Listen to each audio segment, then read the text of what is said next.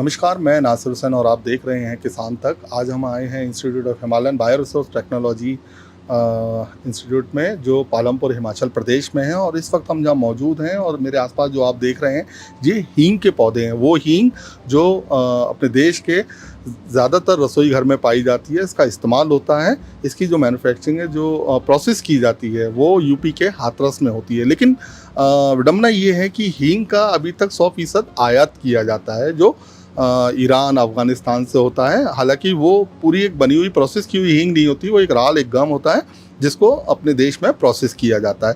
लेकिन एक कोशिश अभी शुरू हो गई है।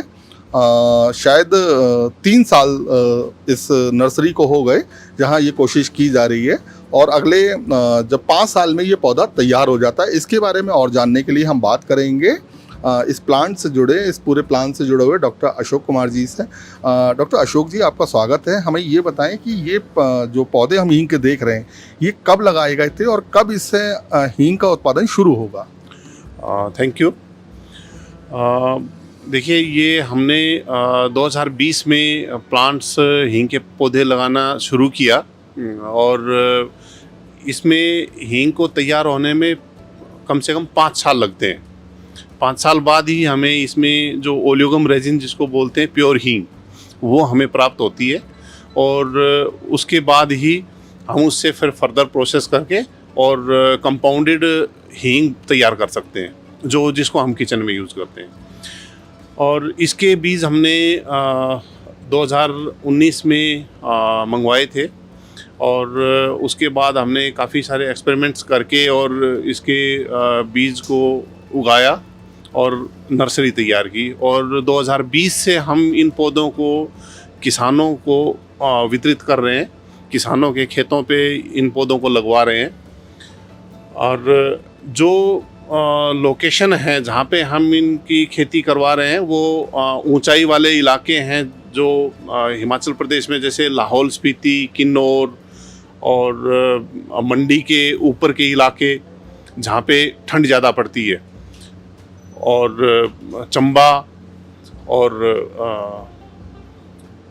क्या डॉक्टर साहब दूसरे प्रदेशों में भी दी गई, जैसे उत्तराखंड, जम्मू कश्मीर? जी हाँ, हमने हिमाचल के अलावा इन हींग के पौधे लद्दाख में, J&K और उत्तराखंड में भी दिए हैं कुछ किसानों को। जैसे आपने ठंडे इलाके की बात की, तो हींग के इन पौधों के लिए कितने टेम्परेचर की ज़रूरत होती है? देखिए, हींग के पौधे की जो ज़रूरत है, इसको ठंड और शुष्क जलवायु की ज़रूरत है, जो हमें लगभग 2200 मीटर के ऊपर मिलती है, जिसको हम एल्टीट्यूड बोलते हैं, अबव मीन सी लेवल। तो 2200 मीटर के ऊपर ही हम इनकी प्लांटेशन कर रहे हैं। जैसे जो हमारे ये 5 डिस्ट्रिक्ट हैं, इनके कुछ क्षेत्र आते हैं इसके अंदर, जो इतनी ऊंचाई पे और इस तरह का जो क्लाइमेट है। बाकी लद्दाख हमारे बहुत अच्छा रीजन है, और J&K और उत्तराखंड के भी काफ़ी इलाके हैं, जैसे चमोली, वहाँ पे भी हमने पौधे दिए हैं। जैसा आपने बताया कि 5 साल के बाद ये पौधा जो है ओलियोगम रेजिन देना शुरू कर देता है जी। और अभी इसको इस नर्सरी में शायद 3 से 3.5 साल हुए इनको लगाए हुए। जी। तो ये जो टाइम है 3 से 3.5 साल का इस पे एक्सपेरिमेंट का, आपके वो एक्सपेरिमेंट क्या कहता है, क्या उम्मीद जाग रही है? देखिए, ये पौधा जो 5 साल लगते हैं इसको हींग तैयार करने में, अभी हमारे 3 साल होने को हैं जब हमने पहली बार पौधे लगाए थे। और कुछ एक जर्मप्लाज्म रिसोर्स सेंटर हमने हमारे संस्थान में भी स्थापित किया है, वहाँ पे काफ़ी अच्छी ग्रोथ है, और इसकी जड़ें हर साल मोटी और गहरी होती जाती हैं। और 5 साल बाद जब इसमें जो ये रेजिन है, ये इकट्ठा होता रहता है, और इसकी मात्रा जब पूरी तैयार हो जाती है, तो 5 साल बाद हम इसको निकाल सकते हैं।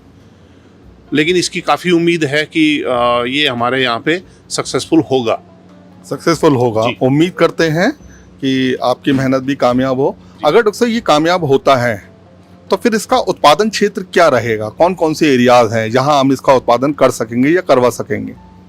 उत्पादन क्षेत्र तो जैसे हमने बताया कि हिमाचल के जो ऊपरी इलाके हैं जो हमारे 5-6 डिस्ट्रिक्ट मेन हैं, उनमें जो ऊपर के क्षेत्र हैं, जो हाई एल्टीट्यूड, जहाँ पे बारिशें कम होती हैं और ठंडा ज़्यादा रहता है, यानी कि बर्फ़ पड़ती है, ऐसे इलाके इसके लिए उपयुक्त हैं। और हिमाचल के अलावा लद्दाख बहुत उपयुक्त है। J&K के कुछ इलाके हैं जहाँ पे ये बहुत अच्छे सक्सेसफुल हो सकता है, और उत्तराखंड में। डॉक्टर साहब, क्या ये पहला मौका है जब हींग पर इस तरह का प्रयोग अपने देश में किया जा रहा है? देखिए, 30 साल से हमने जैसे NBPGR से डाटा पूछा था, तो उन्होंने बताया कि पिछले 30 साल से ये पहला प्रयास है कि किसी ने हींग के बारे में कोशिश की, इसके ऊपर काम शुरू किया। और क्योंकि ये बीज हमने NBPGR के थ्रू इंपोर्ट किए थे, तो उनका भी रोल है इसमें, हमें बीज देने में। और फिर क्योंकि वही एक एजेंसी है जो बाहर से कोई भी बीज आयात होता है तो उन्हीं के थ्रू होता है, और वो ही उसमें कोई भी बीमारी और ऐसे इंसेक्ट पेस्ट ना हो जो हमारे देश में नुकसान करें, तो उसकी जांच भी वही करते हैं। तो जांच के बाद ही उन्होंने हमें ये बीज सौंपा था। तो उम्मीद है कि अपने देश में भी 2 नहीं तो करीब 3 से 4 साल बाद हींग का उत्पादन शुरू हो जाएगा।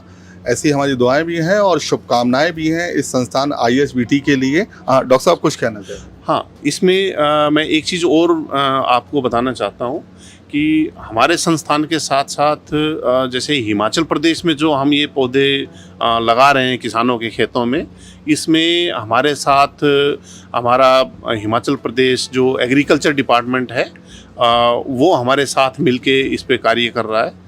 और हम उनके थ्रू हम पौधे तैयार करके उनके थ्रू फार्मर्स तक पहुंचाते हैं, तो उनका भी इसमें यानी कि राज्य का भी योगदान है। ये बात बिल्कुल सही है। सामूहिक प्रयासों से कोई भी बड़ा काम कामयाब और आसान होता है। तो ऐसी उम्मीद है कि अपने देश की उगी हुई हींग जो बाद में जो राल निकलता है, जो रेज़न निकलता है, उसको प्रोसेस किया था, उसके बाद वो किचन में पहुंचती है, जल्दी हमारे घरों के किचन में भी पहुंचेगी। तो इसी तरह की और वीडियो देखने के लिए आप बने रहें किसान तक पर।